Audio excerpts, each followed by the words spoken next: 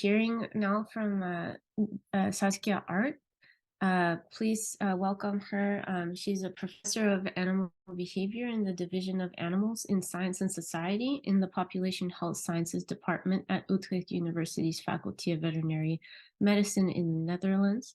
Her research focuses on the development and translation of behavior-related animal welfare concepts, methods, and insights of domesticated and managed animals. She received a PhD at the University of Köln in Germany in ethology and has worked at different high-ranking research institutions, including the Yerkes National Primate Research Center in the USA, the German Primate Center in Germany. And today she will be presenting on the dynamic animal welfare concept, a guideline to assess, safeguard, and promote animal welfare. Professor Arndt, we are delighted to have you. Thank you very much for the introduction. I'm going to share my screen. You should be able to see it right now. Is that correct? Yes. Yes, thank you. Okay. Well, first of all, very happy to be here, and a big hello from the very rainy Netherlands today. I'm very pleased to be able to give this presentation today and talk about our novel conceptual approach towards animal welfare, the dynamic animal welfare concept, or in short, DAWCon. And we published this last year together with my colleagues Franz Josef von der Stey and Vivian Görlich, who should be in the audience today. So hi, Vivian. And we developed this concept in order to give a guideline to assess, safeguard, and also promote, of course, animal welfare. Well, very briefly, when we talk about animal welfare, of course, this can be approached from different viewpoints, and those might depend on human interests, ethical assumptions, or culture, your cultural background. And we just had a wonderful presentation on the history of welfare, so I can keep this part very, very short. Concepts of animal welfare developed starting out from the 5 Freedoms approach published by the Brumbrell Committee, and this approach focused mainly on the absence, the complete absence of negative states, which does from a biological point of view not make much sense, and I'll come back to this one later. And concepts developed further through, for example, concepts like the 5 domains concept or the quality of life concept, in which the focus was also on the presence of positive states. And what we did now with DAWCon is that we really took the existing theoretical conceptual framework and we were building up on it. And we took here, based on the adaptive capacity of the individual animal, the dynamic nature of animal welfare in general, and the importance of positive emotional states into account. Now, a very basic consideration when it comes to animal welfare is that the world we and also other animals live in is not static, like this wonderful painting by Vincent van Gogh. I had the honor, actually, I have to say, to see in original in the US this year. So the world is not static, but dynamic. So, and that means we and other animals are basically continuously confronted with changes on the external level, but also changes on the internal level. And we have to do something with that. So these changes force us to deal with them, or in other words, to adapt to all these changes. And keeping this in mind makes it also clear that there is a continuum between more negative and more positive states of welfare. So it is an illusion to think that an animal can be continuously in a positive state of welfare due to the dynamics of our world.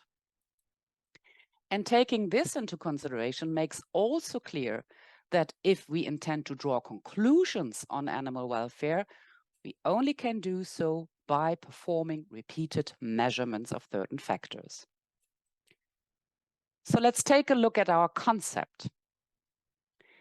So we suggest that an individual animal is likely in a positive state of welfare when it is both mentally as well as physically capable, but also possesses the ability and the opportunity to react adequately to internal and external stimuli, events, and conditions. And I refer very often to stimuli, events, and conditions as factors. And these can either be sporadic or lasting themselves. So those stimuli, events, and conditions can be sporadic or lasting, but also their impact can be sporadic or lasting on the animal. They can be appetitive and adverse. And those adequate reactions we are talking about are, and that is important to note, elements of an animal's normal behavior. So it's part of the animal's behavior repertoire. And through using its behavior repertoire, the animal can cope and adapt to the demand of its prevailing environment. And through adaptation, the animal will be enabled to reach a state that it self perceives as positive, meaning a state that evokes positive emotions. And in the following, I would like to walk you through the individual considerations within our concept. You might have noticed that we are quite careful at the beginning in formulating, because we state that an individual is likely in a positive welfare state. And that has to do with the fact, as I just pointed out, welfare is about emotional states. However, think about yourself. Emotions are quite complex psychological states, and they involve three components. First of all, a subjective experience, and that's a challenge because we cannot measure subjective experience. Now and then I hear, oh, that's much easier in humans because I can ask them about their emotions. That is true. However, be aware, it can be quite challenging to tell someone what emotion is present at a certain moment in time. And furthermore, very often there might be more than one emotion at a certain moment in time present. And we know that from a lot of research, that humans tend to give the answers you expect them to give. So even when working with humans, it is quite difficult to get grip on the subjective experience of emotions. However, there are two things we can measure: physiological reactions and behavioral reactions. And when it comes to the latter, several tools have been developed to get grip on emotions, like, for example, pain grimace scales. They have been extensively developed for many, many different animal species. At our faculty, for example, we did a lot of work on those grimace scales for horses.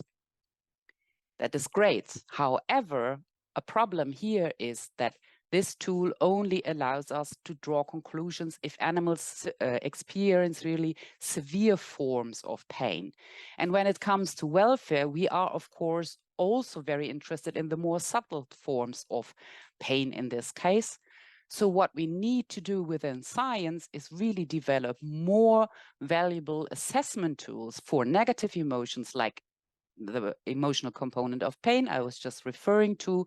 I myself did a lot of work in anxiety and developed tools to get grip on that, but also to develop assessment tools for positive emotions. And that's a challenge for the future. Now, our next consideration in our concept is that animals need to be mentally and physically capable and able to react adequately to their prevailing environmental circumstances. So that means that there is a direct link with the cognitive capacities of animals and physical health. And to make clear, you see a picture of a dog of one of my colleagues with a broken leg. So this dog would for sure have problems in searching for food or even hunting for food. So that would mean this dog would be limited in its adaptive capacity, and therewith there is a chance that the welfare of this dog will be affected. So what we need to do is to develop assessment tools for the cognitive abilities and for physical health. And we have to investigate the influence of both on welfare and integrate, finally, mental and physical conditions in any welfare assessment. The next thing we discuss in our concept is that animals need, on one side, to be capable and on the other side, to possess the ability and opportunity to react adequately to their environment. When talking about capacities, I'm talking about something that is inherited. So I'm talking about the innate repertoire of animals. And if you take a look at this little sketch, you can see animals are here asked, different animal species are asked to climb a tree to pass a test.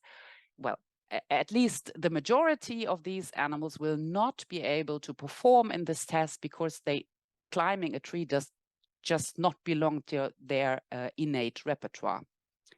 However, we also have to think about abilities of animals, because animals can acquire certain abilities in order also to adapt to environmental circumstances. They can learn, and I think that's really a factor that is still very underestimated when it comes to animal welfare. And of course, last but not least, animals need to be given the opportunity to react adequately. And especially when we talk about kept animals, that can refer to adequate housing conditions that allow animals to do so. So also here, what still needs to be done is to develop assessment tools for the capacities, abilities, and opportunities of animals. And then, of course, investigate the influence on welfare and see whether, for example, we can train animals to react adequately to adapt, for example, to certain housing conditions or management conditions.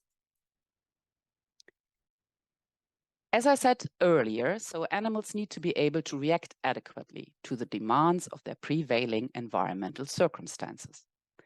And we know that these adequate reactions are driven by emotions. Negative emotions on one side, which aid animals in avoiding adverse stimuli, and it is thus of highest importance that animals are capable to experience negative states. So the 5 freedoms that I mentioned in the very beginning do in that sense not make any sense, because otherwise, if animals could not experience negative emotions, they would run into tremendous trouble, probably. But on the other side, we have positive emotions, and those promote animals to seek appetitive factors and rewards. Both are important, negative ones and positive ones. And we believe that ultimately, this is really something that finds its foundation in evolution and aids reproduction and survival. So we think that actually welfare is not a concept developed by humans, but it has its foundations in evolution, and as I said, aids ultimately reproduction and survival. So it's not exclusively an ethical concept. However, it is also at the same time an ethical concept, because if we as humans are able to draw conclusions on animal welfare, it is still up to us to decide whether we consider a certain welfare state as good enough to do nothing or bad enough to intervene. And I believe, and that's really a personal remark, that it is actually part of our duty of care to provide animals with the opportunity to take care of their own welfare. And I think that's a very interesting one, especially when it comes to wild animals in their natural habitat. Maybe we will have this discussion later on. Okay.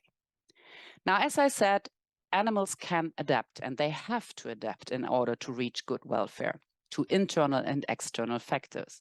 However, like we humans, also animals cannot adapt to everything. There's a limit to their adaptability or adaptive capacity. And in this graph, you see this limit of adaptability indicated by the light blue dotted line. And the closer an animal gets towards the limit of its adaptability, the more likely its welfare will be compromised. And for sure, welfare will be impaired,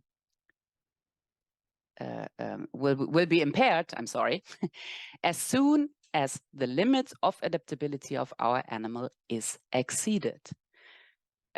So that's an important thing to realize.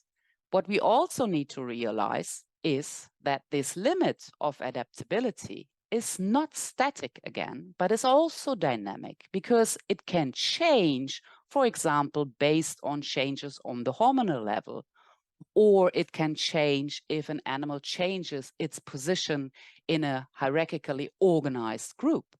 So there's also dynamics in the limit of adaptability. And animals have to adapt, of course, to both, as I said earlier, to internal and external factors. And these can be advantages or disadvantages, and animals need to adapt to both. And it is actually the ability needed by the animal that is determined by the net effect of those internal and external factors. And if this net effect is negative, welfare will be impaired. So in our concept, we take this dynamic interaction of the animal with its dynamic environment into consideration and stimulate the identification and also qualification, of course, of internal and external factors and their interaction. So which relationships between these factors define the limits of adaptability? And can we simulate the effects of manipulating internal and external factors on welfare? These are quite important questions still to be answered.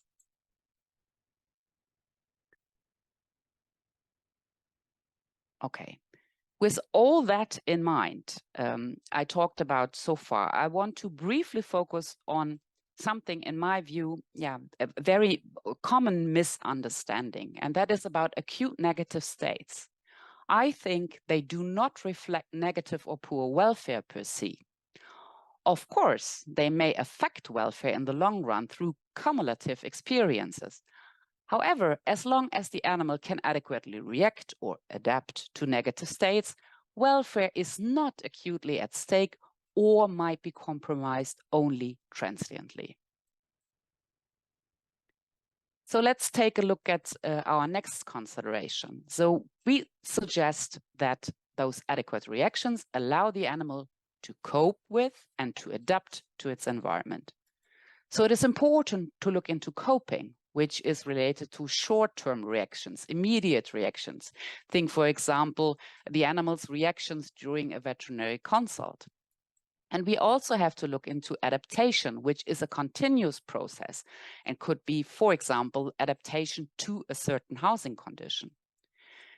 So what we need to do in research is to investigate whether the animal's coping and adaptational capacities are actually sufficient to adapt and therewith to reach a state the animal itself perceives as positive again. I was talking about internal and external factors, so stimuli, events, and conditions. And I told you already that these can either be sporadic or lasting. They can be appetitive or adverse. They can be internal or external, as I said. And I here just chose some examples, and don't worry, I'm not going into detail. If you're interested in details and a more in-depth discussion of these examples, I refer to our publication. What I want to make clear here is that it's not always possible to tell whether to classify a factor as internal or external and its impact as sporadic or lasting. However, that's a problem. It's a challenge, but we think we might have found a solution. And we found that solution actually in human-related research, namely the exposome research. If you're not familiar with it, briefly, the exposome concept has been developed on human health and well-being and recognizes the importance of a holistic life course approach, which is quite similar to DAWCon. And there have been tools already developed within exposome research to identify and analyze internal and external factors. So that might be quite useful within animal welfare research as well. And within one of our news projects, which is on the welfare of dairy cows, we really try to show that and use the techniques developed within exposome research for our animal welfare research. Okay. Now, of course, when talking about welfare, we are promoting the positive. And We suggest that welfare may be improved by promoting the actions of appetitive factors, because we think that those factors may neutralize, compensate for, or ameliorate the effects of adverse factors. If we furthermore take care that we can enhance the predictability of the animal's environment and provide animals with control about their environment, this may add appetitive aspects to its environment, even if the animal is exposed to stressors. And if we promote appetitive factors, this may shift the net effects of appetitive and adverse factors to positive values, potentially even more effectively compared to just removing adverse factors.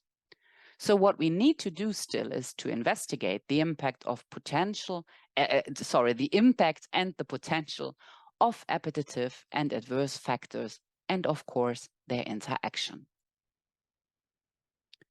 Let's talk about behavior. So as I told you, I'm convinced that behavior is a very important readout parameter, and maybe the most important readout parameter, but also the most important factor when it comes to taking care of your own welfare if you are an animal. So let's talk about normal behavior, the normal behavioral repertoire. Well, very often people talk, when they talk about animal welfare, about natural behaviors. And it's claimed they enable the animals to adapt to challenges of their natural environment. A nice example might be dust bathing in chicken. And the nice thing is that the wild ancestors of chicken partly still exist. For example, Bankiva chicken. We know these animals are highly motivated to perform the behavior of dust bathing. And we see that also in domesticated chicken. So here it makes a lot of sense to talk about natural behavior. So they're highly motivated, as I said, and that helps them to reduce or even to avoid stress that leads to a deterioration of their adaptive capacities. It's important behavior for them. So very often natural behavior is used as a benchmark for welfare assessment in captive animals. You hear that very often. However, as I just told you, we work, for example, with dairy cows. Yeah, and there goes our ancestor, the wild ancestor, the urox, is extinct. So what should be my benchmark, my reference value here? That's my question then. So what would be natural behavior of, let's say, a Holstein cow? We do not know. Another consideration when it comes to whether it makes sense, to the question whether it makes sense to use natural behavior as a benchmark, is that when we talk about animals in captivity, their environment may substantially deviate from the environment of the wild ancestor. And through domestication, our animals may not be equipped with the behavioral repertoire to face challenges anymore. And again, when talking about domesticated animals, they are very often the result of a very strong genetic selection and also continuous human interventions. And furthermore, some natural behaviors we consider to be as unwanted. Think, for example, about aggression. So we have breeding programs which are aimed at having, for example, farm animals that do not perform a lot of aggressive behavior anymore, but that might form a problem for the animal itself. So given all these difficulties to assess the effects of domestication on behavior, we suggest always to use the term normal behavior and talk about the normal behavior of a certain animal breed or species. Okay, let me continue on behavior. It is, I think, also a misunderstanding that the expression of normal behavior equals good welfare. That is not necessarily the case. One good example is rooting behavior, for example, in pigs. We know from studies also in wild pigs that they are highly motivated to perform this behavior. However, we also know that if their nutritional needs are met, they do not show that behavior anymore. So be very careful. Normal behavior does not necessarily equal good welfare, and the other way around, of course. However, the development of abnormal behavioral patterns may indicate compromised welfare. So what we need to do is to develop all-encompassing comprehensive ethograms, and they should be a basis of any assessment tool. So they are really a prerequisite, we believe, to draw conclusions on the adaptive capacities of animals, and especially when it comes to captive and domesticated animals, there are quite some species or breeds where all-encompassing comprehensive ethograms just do not exist yet. So we have to work on that. Furthermore, we have to realize that the environment needs to provide the relevant resources for the animals to perform their normal behavior. Thus, that includes, and that's again, mainly when it comes to kept animals, that we have to carry out research under very diverse environmental conditions to get really grip on the animal's complete behavioral repertoire. Now, almost already at the end, I would like to draw your attention to the need for longitudinal assessments when it comes to animal welfare. See, single time point measurements or snapshot views on animals, as I like to call them, they are really of very limited relevance because they do not provide measurements of the animal's reactions to or recovery from adverse environmental interferences. They can, however, be an indication to eventually take action if welfare is indeed highly compromised or impaired. Furthermore, we use a lot of integrated measures, and we do so as well. And that is one of the expertise of my colleague, Vivian Görlich, who's in the audience, as I told you. So measuring, for example, stress-related hormones in hair of animals or in feathers, so glucocorticoids. However, those measurements only provide retrospective information. So they just do not give you any information on acute reactions of the animals to adverse, or don't forget those, appetitive factors. And they may furthermore be the result of previous adaptation to a new allostatic set point. We think that's possible. So they may not indicate compromised welfare per se. And I think, and we are focusing a lot on this at Utrecht University, that technology can add to the longitudinal measurement of animal welfare. So we have a lot of cameras observing our animals. We have a lot of animals being equipped with different kind of sensors. And I think that can really help us. However, in first instance, we have to identify and agree on parameters that are indeed important to animal welfare from the perspective, of course, from the animal itself in first instance. And I would like to wrap up. So with DAWCon, the dynamic concept of animal welfare, we, in comparison to other concepts, explicitly address, on one side, the dynamic nature of animal welfare, the importance of good health for animal welfare, the need for the animal's capacity and ability to react to challenges, the importance of internal and external factors, the need for providing opportunities to the animals to react to challenges, the importance of normal behavior for coping and adaptation, normal behavior as a readout parameter for welfare, and the consideration of emotions, especially positive ones, as part of safeguarding animal welfare. And with this, I would like to end. If you are interested in our publication, I made a QR code.